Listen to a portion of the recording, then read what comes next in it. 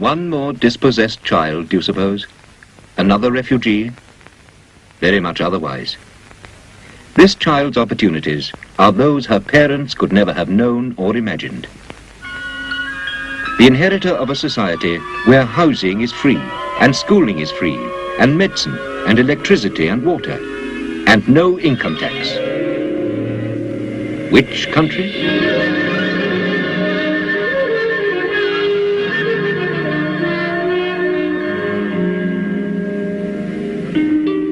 This is the classical desert.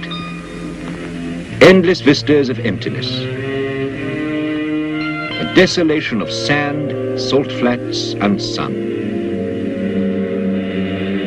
25,000 square miles of cruel and comfortless wasteland. Such is the Sheikhdom of Abu Dhabi, stretching its bleak way from the Arabian empty quarter to the Gulf, abandoned, it would seem, by all the gifts of nature. Only the hardy Bedouin, who take special pride in being master of the desert, could settle here and survive. Of such metal are the Bani Yas tribes from the Liwa oasis.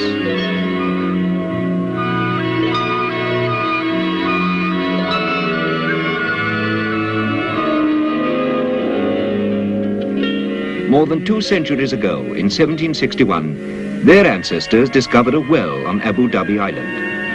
And there they built the first huts of what was to become the country's capital. And indeed, until very recent times, the inhabitants of Abu Dhabi town were still living in homes of baked mud or brittle palm leaves. One building alone stood above and apart in its aloof and dilapidated dignity. The palace of the ruler. Sheikh Shakbut bin Sultan, the former ruler of Abu Dhabi, had granted concessions to various oil companies for exploration in his domain, but little had come of it. Before the discovery of oil, Abu Dhabi had existed tenuously on pearl fishing. But with the 30s came the World Depression, and the Japanese had by then learned to cultivate pearls by the million. The Second World War was one more blow. The oil companies stopped their searching. Abu Dhabi, isolated on the rim of the desert no one wanted, sank into poverty and isolation.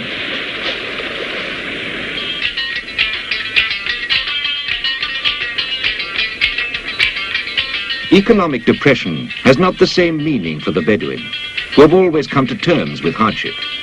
The people of Abu Dhabi were assured at least of subsistence. They could make do. The coastal people caught the fish.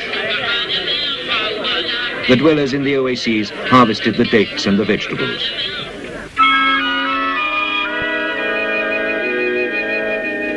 And between the oases and the towns moved the nomads with their flocks and herds, selling meat and milk.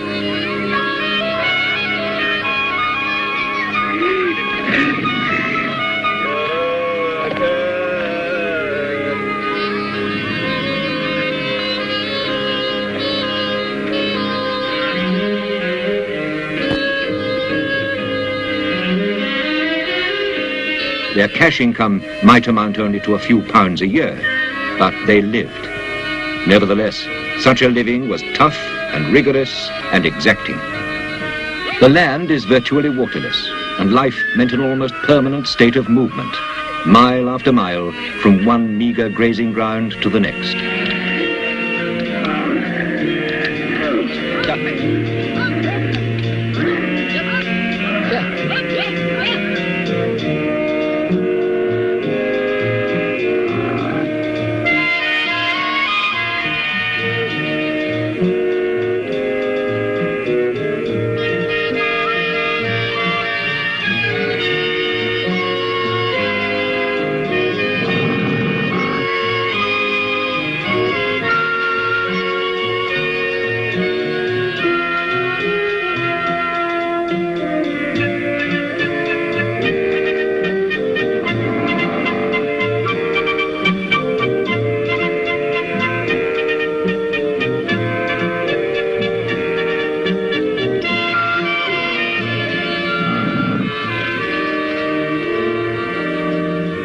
To the Bedou of the desert, with his ancestral memories of tribal traditions, an approaching stranger must always be identified and proved to be a friend. Only then will be exchanged the greetings, the salutations, and the passing on of news.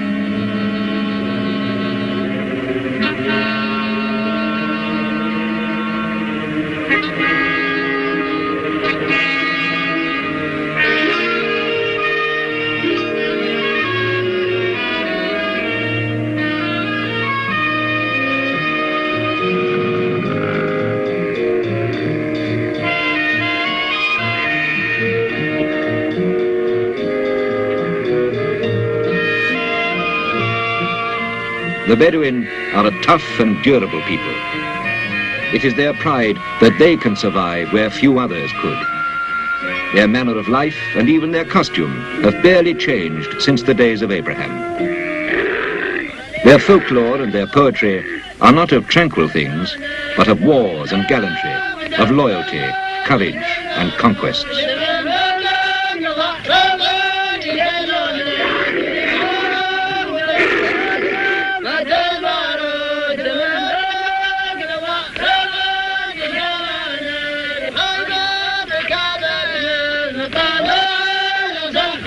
Water is scarce in the desert.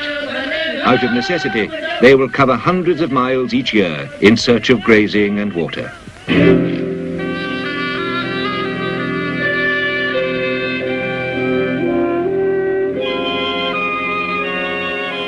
After the Second World War, the oil prospectors came back to the Gulf.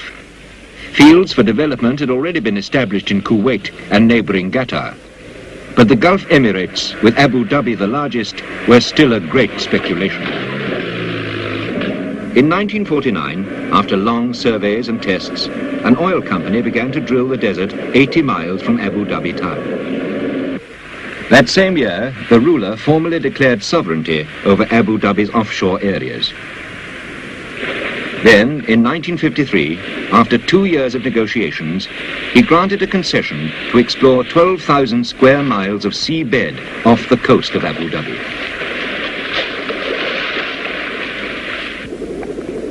The experts probed the seabed, examining its composition. And then, after seismic and gravimetric surveys, the drillers chose their spot. They set up their base on a nearby island called Das. The island was transformed into the headquarters for the underwater search. Experts from Europe and many other parts of the world started to descend on the desert island, which till then had only been inhabited by wild birds.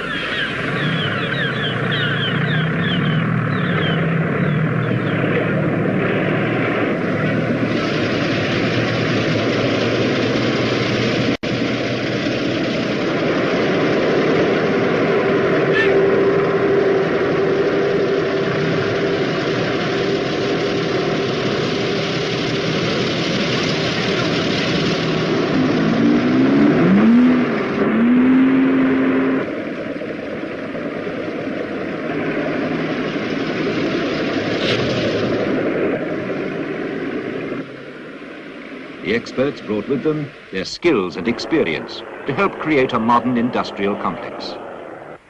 The search took 5 years, but they found oil, more than a mile below the seabed. But was it commercial? Was there enough? After 2 more years of drilling and probing, the answer was yes. Not only that, but very soon the land-based company announced that they too had found oil in plenty.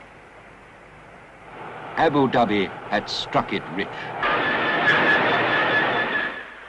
In 1962, a tanker took on the first cargo of crude oil from Das Island. Abu Dhabi was in business. Abu Dhabi had joined the club of the oil-rich Middle East. 27 years had passed since the first concession to explore was granted. Tens of millions of pounds had been spent to develop the offshore field alone.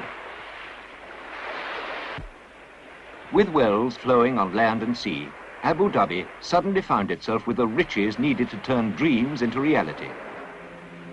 One long-cherished ambition was to unearth the ancient civilization that had existed in this part of the world. This great stone slab attested to it, chosen by some unknown artist 5,000 years ago for his carving of deer. Deer in Arabic is Dhabi, Abu Dhabi, the land of deer. So teams of archaeologists began their painstaking and patient work. Today, the relics and treasures they uncover are studied and admired in the Museum of Al Ain.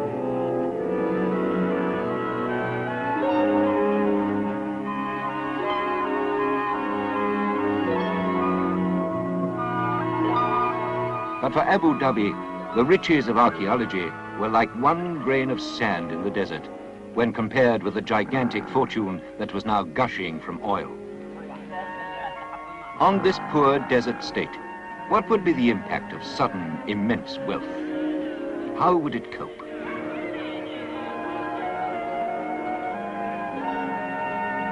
History provided the answer. In August 1966, the ruler's power passed to his brother, Sheikh Zayed, an enlightened administrator. Dedicated to leading his country into the 20th century, he declared that all this money should at once be set to work for the benefit of his people. Abu Dhabi, he argued, could now well afford to modify the harsh asperities of the Bedou's life and bring him gently into the present day. Sheikh Zayed commissioned a development plan, a plan to provide all the adjuncts to the 20th century that Abu Dhabi had never known. A state hospital, housing, schools, roads and motorways, drainage, an airport, a harbour. At that time, Abu Dhabi had none of these essential services.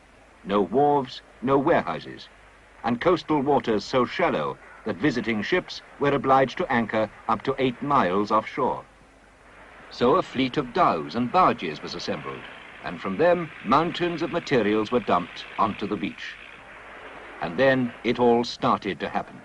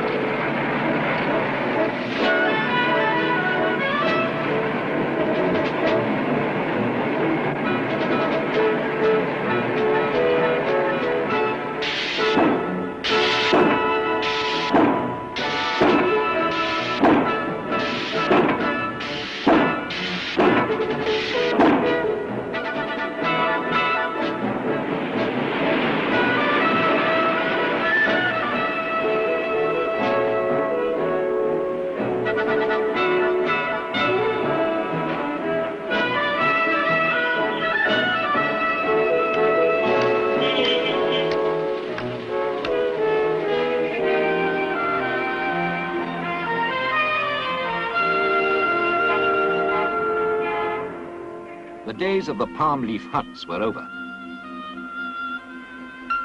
For every citizen of Abu Dhabi, a house, a modern house with electricity from a switch and water from a tap.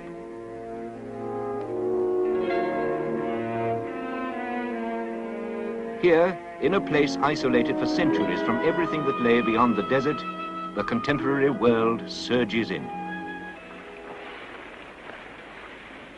A harbour with a 4.5-mile dredged channel, and quaysides where ships from all over the world can discharge and load.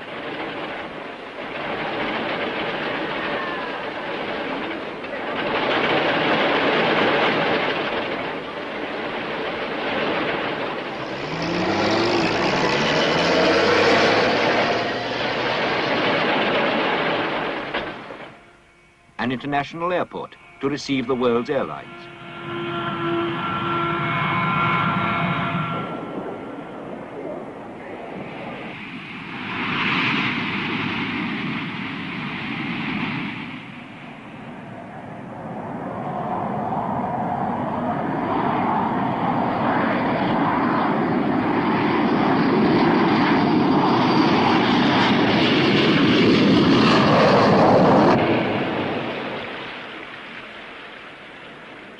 dual carriage roads and broad boulevards for a modern Abu Dhabi town. A town planned for growth and expansion.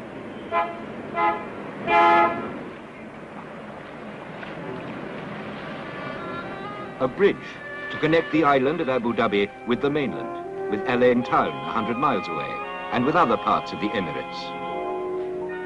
At Al Ain, the main population centre after Abu Dhabi town, where fresh water runs freely from underground springs, an experimental farm was established. To study how vegetables can be grown in the desert sands. How these rich leaves and colours can replace the wilderness. More agricultural experiment on Saadiyat Island, a few miles off Abu Dhabi town. There, the Arid Lands Research Centre offers a strange sight, greenhouses in the desert. The aim is to make maximum use of the area's natural resources, sand, sunlight and sea. Through a curtain of seawater, air is drawn, enabling the atmosphere